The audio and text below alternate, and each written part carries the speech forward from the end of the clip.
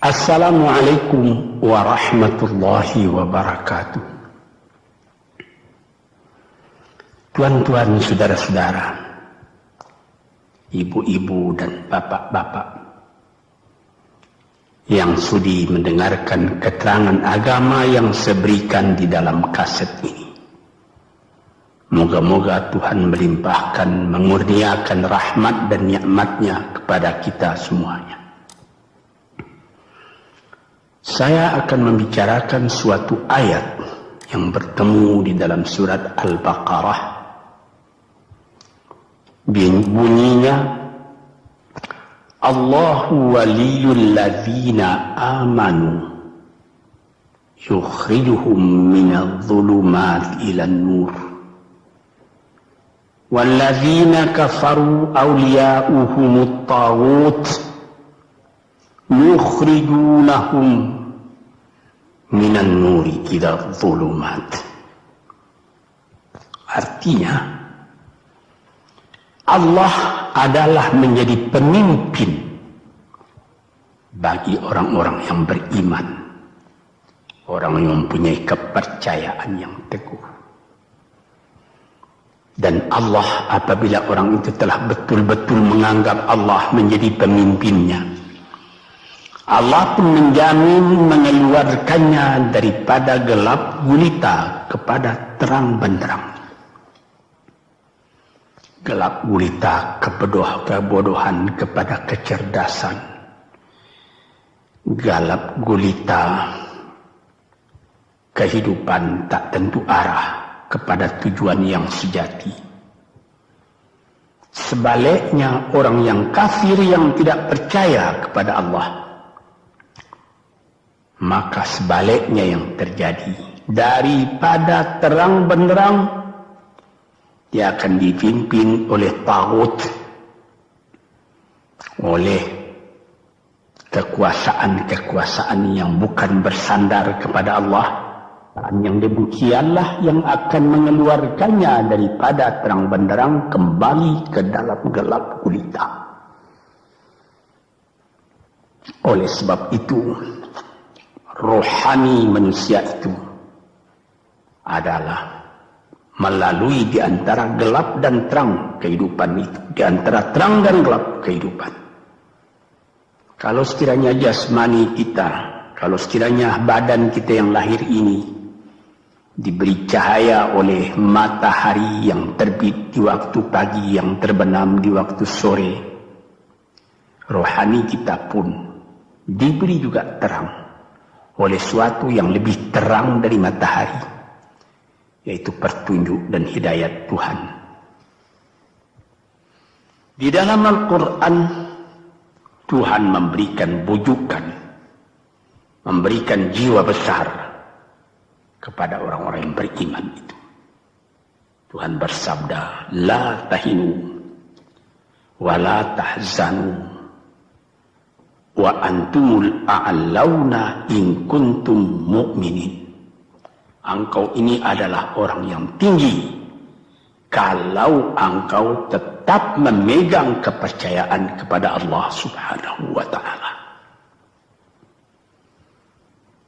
Di dalam perjuangan hidup di dunia ini, perjuangan antara yang hak dengan yang batil, antara gelap dengan terang, antara keyakinan dan keraguan, manusia berjalan di sekitar itu. Di kiri dan di kanan kita berjumpalah gelap dan terang itu. Maka diberilah pedoman manusia tadi. Apa pedoman? Walaupun bagaimana hebatnya, geloranya, tofannya, halimbubunya, ombaknya dan gelombangnya kehidupan itu, manusia mesti teguh berpegang kepada iman. Sebab kehidupan di dunia itu menurut peraturannya ialah tidak ada yang tetap. Yang tetap itu ialah berubah. Berubah itulah ketetapan yang ada dalam dunia.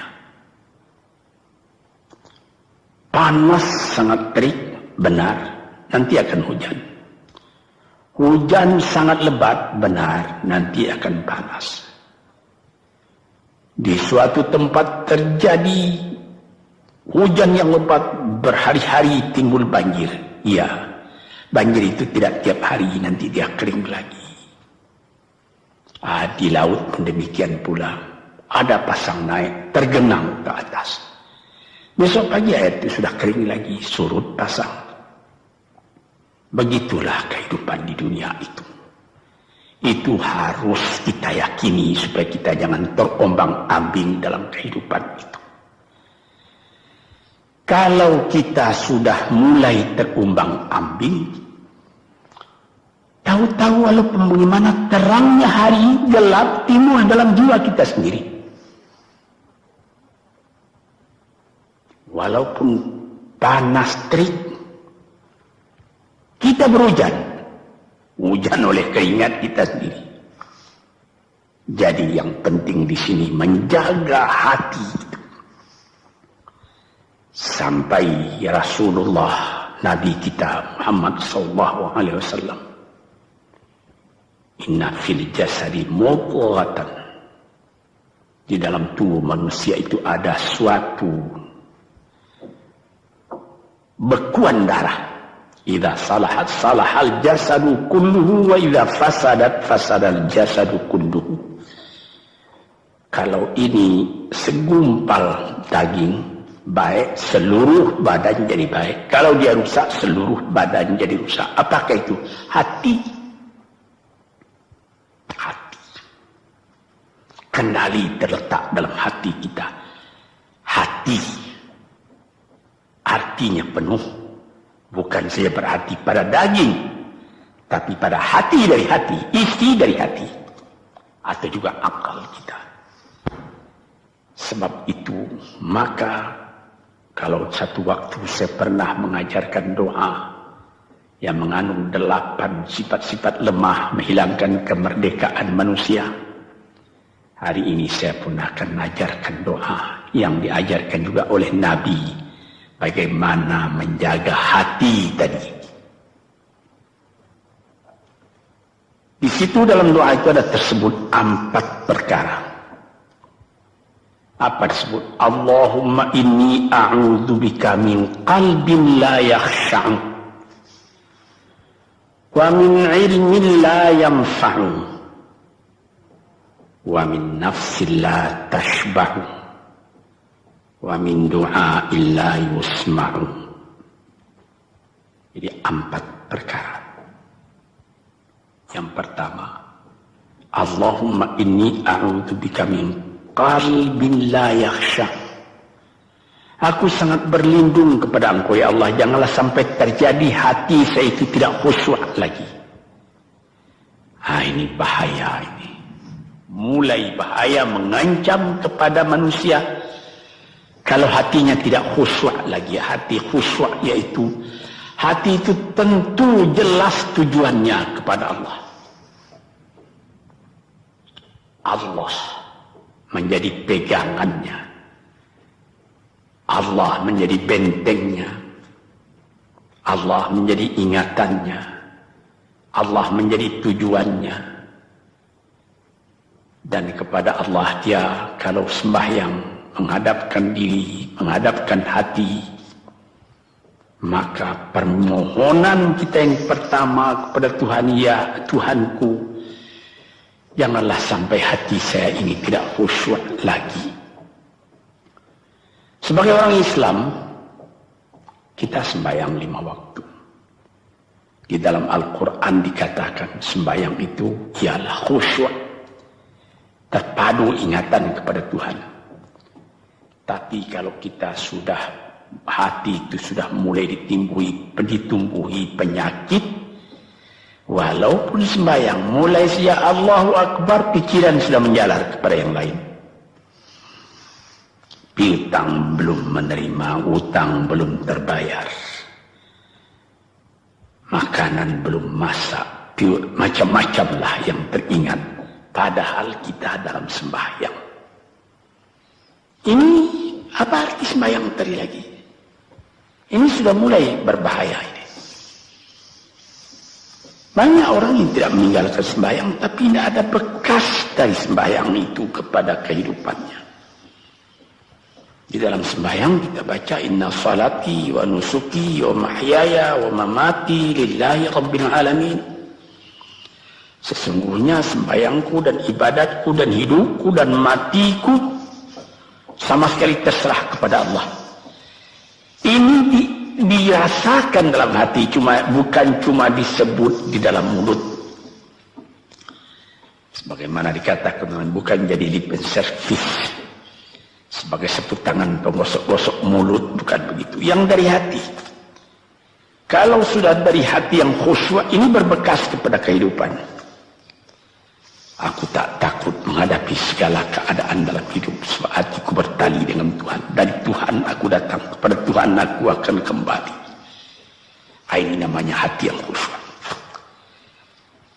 Tapi kalau sekiranya bacaan tetap fasih, tapi tidak ada lagi dari hati, melainkan rutin saja.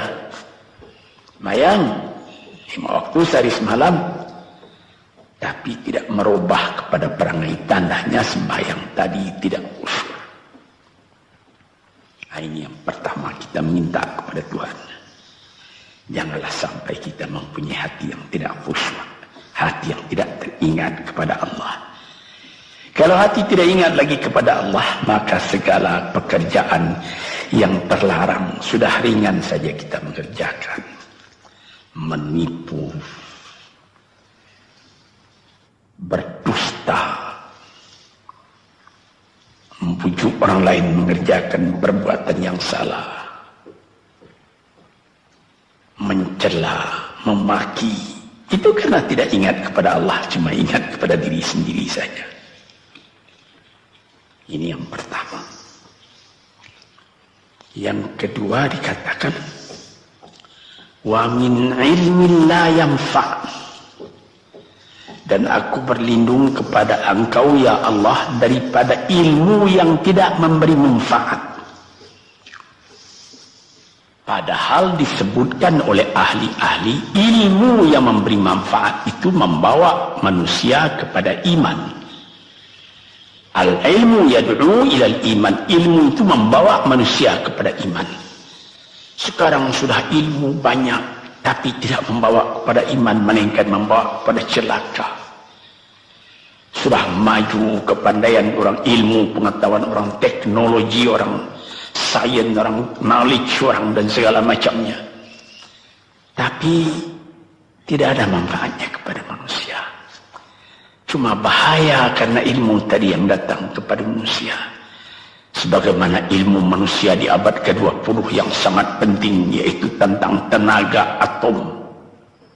Maka timbullah bom atom, bom hidrogen, nuklir, sehingga manusia diancam sekarang ini oleh bahaya atom itu di mana-mana. Apabila kita lihat di televisi bagaimana mengadakan demonstrasi di Australia, di Jerman Barat, di tempat-tempat yang lain, melihat bagaimana bahaya atom itu kalau terjadi perang dunia yang ketiga. Ya Rabbi ya Karim, bom atom yang jatuh di Hiroshima itu belum ada artinya dibandingkan dengan bom yang sekarang, yang sedang disimpan oleh kerajaan-kerajaan, oleh negara-negara besar untuk menghancurkan. Ini ilmu ini. Tetapi ilmu yang membawa bahaya, bukan saja tidak memberi manfaat, bahkan memberi bahaya. Di sini terasa oleh kita bahwa ilmu yang ada itu pun mesti dikembalikan atau dikendalikan oleh iman. Kalau tidak, maka nyawa manusia ini akan dipandang sebagai sampah saja. Dijatuhkan satu bom hidrogen ke dalam kota Jakarta ini, na'udzubillah min dzalik, umpamanya dimasukkan ke kota Jakarta ini, satu bom hidrogen saja itu sudah habis penduduk Jakarta yang lebih dari 5 juta ini. La haula wala quwata illa billah. Ini minta kepada Tuhan, ya Allah, majulah ilmu manusia, majulah teknologi manusia, tetapi jangan hendaknya kemajuan itu membawa kepada bahaya. Jangan ilmu pengetahuan itu membawa kepada yang tidak memberi manfaat. Nah, ini doa yang kedua kepada Allah Tuhan sarwa sekalian alam. Yang ketiga disebut lagi, wa min nafsin la tashba'u, dan aku berlindung kepada Allah daripada nafsu, daripada diri, daripada ego, daripada tiap-tiap masing-masing diri ini yang tidak merasa kenyang. Ini juga bahaya besar. Inilah yang menimbulkan penjajahan di dunia. Inilah yang menimbulkan, disebut dalam bahasa Arab, al-ghazwul fikri, penjajahan. Sesudah Perang Dunia Kedua sudah banyak negeri-negeri yang merdeka, tetapi sekarang timbul lagi penjajahan baru. Apa? Penjajahan fikiran. Sehingga bangsa yang merdeka tadi tidak merdeka lagi fikirannya. Dia merdeka di dalam meniru kepada bangsa yang lebih kuat. Itu namanya terjajah juga. Jadi tuan-tuan yang terhormat, apa pangkalnya ini? Daripada nafsu serakah manusia. Nafsu serakah manusia sebagaimana tersebut di dalam hadis. Lau kana libni adama wadiyani min dhahabin labtagha salisan. Wa ma yamla'u jawf ibni adama illa turab. Kalau manusia itu mendapat suatu lembah yang penuh dengan kekayaan emas, suatu lembah, dia ingin supaya mendapat satu lembah lagi yang penuh juga dengan emas. Dapat 2 lembah, dia minta 3 lembah lagi yang penuh dengan iman. Nafsu manusia tidak pernah kenyang. Padahal akhirnya kalau dia sudah menutup mata, tidak ada yang akan memenuhi perutnya melainkan tanah. Saya teringat akan cerita yang disampaikan oleh Graf Leo Tolstoy, pujangga Rusia yang terkenal, bahwa orang yang tidak mempunyai nafsu yang kenyang itu, pada suatu hari katanya, ada satu orang kaya mempunyai tanah yang luas. Dia mengatakan kepada orang, boleh tuan-tuan mengambil tanah kepunyaan saya ini, berapa tuan suka, berapa tuan mau. Syaratnya cuma begini, sepanjang yang tuan berjalan dari timur ke barat, lantas sebelum matahari terbenam tuan sampai kembali ke tempat tuan melangkah pertama tadi. Berapa saja tuan suka, boleh ambil tanah ini. Maka datanglah si tamak tadi. Tuan yang punya asli tanah tadi mengatakan, bawalah bakal, jangan lapar di jalan nanti. Baik, dibawanya nasi sebungkus, dia berjalan, jalan. Dari pukul 7 pagi. Kalau diambil kekuatan, hendaknya pukul 10 dia sudah makan. Melangkah lagi beberapa ratus meter atau sekian, nanti boleh kekuatan buat kembali. Sehingga sebelum matahari terbenam, dia sudah sampai ke tempat dia menuju bermula. Tetapi ini orang bernafsu betul, dia minta supaya banyak tanah yang didapatnya. Dibawanya nasi sebungkus, tapi dia tidak jalan, di tengah jalan tak berhenti, kan nanti berapa meter itu nanti kalau saya berhenti, tanah yang kurang buat saya. Dia terus berjalan. Dia tidak ingat bahwa kekuatan masa pergi yang lebih cepat dengan kekuatan masa pulang yang lambat itu dia tidak taksir. Dia berjalan saja cepat-cepat. Sudah pukul 1 hari, sudah jauh perjalanan. Lantas nanti kembali. Kelemahan badan, kondisi dan situasi tidak sama lagi. Tidak secepat dia pergi dahulu lagi dia pulang kembali. Maka bukan pukul 7 dia sampai, atau pukul 5 sore tadi dia sampai ke tempat dia berjalan bermula, karena dia jalannya sudah lunglai, kaki sudah penat, badan sudah letih. Kira-kira baru pukul 2 dia tidak dapat berjalan lagi karena sudah lapar. Dia coba makan sedikit pun tidak bisa lagi seenak makan yang tadi. Habis makan pun dia berjalan lagi. Pukul 3 dia terhenti. Jauh lagi baru sampai tempat yang pertama. Menurut syarat yang diberikan oleh mempunyai tanah yang pertama, kalau engkau tidak sampai ke tempatmu yang pertama tadi sorenya, tanah ini tidak engkau dapat lagi semua. Memang tidak sampai dia. Pukul 4 dia sudah berhenti berjalan, tidak kuat lagi. Mata sudah gelap. Akhirnya karena terlalu capai, terlalu penat, mati dia di tengah jalan. Berapa dia dapat tanah tadi lagi? Cuma sepanjang badannya untuk kuburannya, yang lain tinggal semua.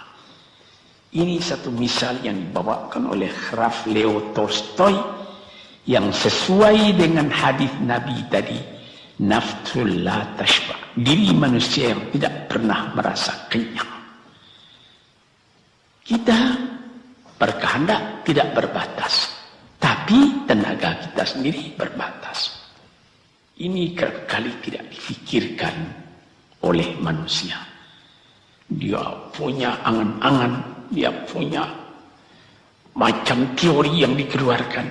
Dia lupa bahwa nanti tenaganya itu akan terbatas karena sakit, karena lapar, karena tua. Sebagaimana pepatah dari nenek moyang kita, tanda-tanda dikirimkan lebih dulu bahwa kita tidak akan lama lagi di sini. Apa? Rambut, gigi, mata sudah mulai kabur. Uban sudah mulai bertabur. Gigi sudah mulai gugur. Kulit sudah mulai kendur. Kalau mata sudah kabur, uban sudah bertabur, gigi sudah gugur, kulit sudah kendur, sudah 4 perkara. Yang kelima ialah pintu kubur. Nah, ini kerap kali manusia lupa yang demikian. Sebab itu dikatakan, ya Tuhanku, janganlah sampai aku ditumbuhi oleh penyakit nafsu yang tidak mau kenyang-kenyang itu. Nah ini, kemudian itu timbul lagi doa yang keempat. Disebutkan di situ, wa min du'a illa yusma. Ini lebih berbahaya lagi. Ini sudah puncak dari bahaya. Apa artinya? Dan aku berlindung kepada Engkau ya Allah daripada doa yang tidak didengar lagi. La ilaha illallah. Mendoa ya Allah, kasih aku ini, kasih aku kesempatan, tapi tidak didengar lagi.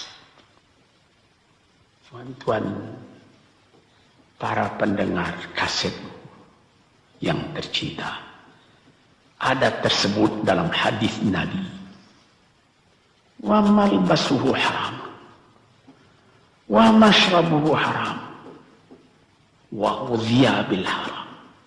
Ya Rab, fa'anna yustajab lah. Ash'asa, aghbara. Badan sudah penuh dengan kekotoran, penuh debu. Yang mudu ilaihi ila sama, menadahkan tangan keduanya ke langit. Ya Rabbu, ya Rabbu, ya Tuhanku, tolong aku, ya Allah, bela aku. Padahal yang dimakan haram, yang diminum haram, dibesarkan dengan yang haram. Fana yustajabulah. Dengan jalan apa Allah Ta'ala akan mengabulkan doa itu? Badan kotor menghadap kepada yang bersih, meminta diberi kebersihan. Bagaimana caranya? Tuan-tuan yang terhormat, pernah dalam Quran Tuhan mengatakan, la yanzuru ilaihi wa la yukallimuhum Allah wa la yanzuru ilaihi. Allah tak mau mengajak dia bercakap dan Allah tidak memandang kepada dia. Saya sendiri dengan segala kerendahan hati mengatakan bagaimana beratnya kita bertemu dengan seorang orang besar, lalu dia mengulurkan tangan kepada kita, tapi mata kita tidak dilihatnya. Sengsara rasanya. Bagaimana dengan Tuhan kalau Tuhan tak mau melihat kita? Nah, sebab itu para pembaca, pendengar kaset yang tercinta, berdoalah kepada Tuhan supaya hati kita selalu terbuka. Jangan sampai kita mempunyai hati yang tidak khusyuk, ilmu yang tidak memberi manfaat, jiwa yang tidak pernah kenyang, dan doa yang tidak didengar. Ya Allah, dengarkan doa kami dan tunjukkan kepada kami jalan yang benar dan beri kami terang dalam kehidupan ini. Yang keempat ialah wa min du'a illa yusma. Dan aku berlindung kepada Engkau ya Allah, jangan sampai doaku tidak terdengar, tidak didengar oleh Tuhan. Sebagaimana kita tahu, doa itu adalah mukhul ibadah, tulang sumsum daripada ibadat kita sendiri kepada Tuhan. Segala perbuatan kita patrikan dengan doa, dengan harapan mudah-mudahan diizinkan oleh Allah. Disampaikan maksud kita, macam-macam yang kita minta kepada Tuhan. Tapi kalau doa itu sudah tak diperdulikan lagi oleh Tuhan, apa celaka kita, apa daya kita, apa upaya kita? Di sini kita melihat apa sebab maka doa tidak didengar oleh Tuhan, tidak diperkenankan oleh Tuhan. Tentu saja bukan dari salah Tuhan, melainkan dari salah kita sendiri. Di dalam Al-Quran dikatakan, Iyyaka na'budu wa iyyaka nasta'in. Al-Fatihah tersebut, kepada Engkaulah kami menyembah, ya Allah, dan kepada Engkau kami minta tolong. Tapi dengan tidak sadar, kerap kali kita berbuat terbalik. Iyyaka nasta'in wa iyyaka na'budu, kepada Engkau kami minta tolong, lalu kepada Engkau kami menyembah. Minta tolong dulu baru menyembah. Minta tolong banyak-banyak tapi terima kasih tidak ada. Tentu saja tidak didengar oleh Tuhan. Di dalam satu hadis tersebut, Asy'asa al-Rabbara yamuddu yadayhi ila as-sama'i ya Rabbu ya Rabb, wa mat'amuhu haram wa mashrabuhu haram wa malbasuhu haram wa ghudhiya bil haram fa anna yustajabu lah. Badan sudah kotor, sudah berkerumut, kesusahan, kegelisahan kehidupan terbayang kepada tubuh sendiri. Lalu menadahkan tangan ke langit meminta kepada Allah, ya Tuhanku, ya Tuhanku. Bagaimana Tuhan bisa mengabulkan? Dengan pikiran yang kotor engkau menghadap kepada Tuhan. Kalau tidak terkabul, jangan Tuhan yang disalahi. Hatimu sendirilah salah. Apa yang kau perbuat dalam kehidupan ini? Di mana terdesak engkau ingat kepada Tuhan. Di zaman kesenangan engkau lupakan Tuhan. Di dalam mendapat percobaan engkau merengek mengadu kepada Tuhan. Jiwa yang seperti ini janganlah sampai timbul pada diri kita sendiri. Saya sudah mengalami apabila saya berhadapan-hadapan dengan orang besar, saya ingin dia menghadapkan matanya kepada saya. Apa kabar saudara? Kabar baik. Dia lihat mata saya lihat mata dia. Tapi kalau ketika dia bersalam dengan saya, dia melihat kepada orang lain, bukan main sakit hati saya. Apa salah saya maka dia begitu? Mengapa tidak saya yang dipandang? Sedangkan dengan sesama manusia lagi begitu perasaan kita. Bagaimana dengan Tuhan? La yanzuru ilaihim wa la yukallimuhum. Allah tidak memandang sebelah mata kepada Allah, kepada kita. Allah tak mau cakap, tidak mau bercakap dengan kita sepatah pun. Langit mana tempat kita bernaung, bumi mana tempat kita berpijak, kalau sudah demikian keadaannya. Nah, ini yang dijaga tuan-tuan yang terhormat dalam doa keempatnya itu. Hati janganlah sampai tidak khusyuk, ilmu janganlah sampai tidak memberi manfaat, nafsu janganlah sampai tidak kenyang, dan doa janganlah sampai tidak didengar. Saudara-saudara, moga-moga Allah memberikan kepada kita hati yang terang. Sebagaimana ayat yang mula-mula saya sebut tadi, Allahu waliyul ladzina amanu yukhrijuhum minadh-dhulumati ilan nur. Allah lah jadi pemimpin bagi orang yang beriman, sehingga dari gelap gulita dibawa dia oleh Tuhan kepada terang benderang. Walladzina kafaru, tetapi orang-orang yang sudah tidak ada kepercayaannya kepada Tuhan, auliya'uhumut taghut, yang menjadi pemimpinnya bukan Tuhan tapi setan. Dia akan membawa orang itu daripada terang benderang ke dalam gelap gulita. Kita jadi meraba-raba dalam gelap kehidupan. Dalam meraba-raba itu masih ragu entah kemana akan pergi. Maut pun datang. Gelap selalu. Di dunia gelap, di akhirat pun gelap. Na'udzubillahi min dzalik. Hadirin yang terhormat, para peminat kaset ini, moga-moga semuanya ini menjadi kenang-kenangan kepada Tuhan di dalam perjalanan yang jauh, di dalam keistirahatan hidup, sehingga mendapat ketetapan hati dan tumakninah. Assalamualaikum warahmatullahi wabarakatuh.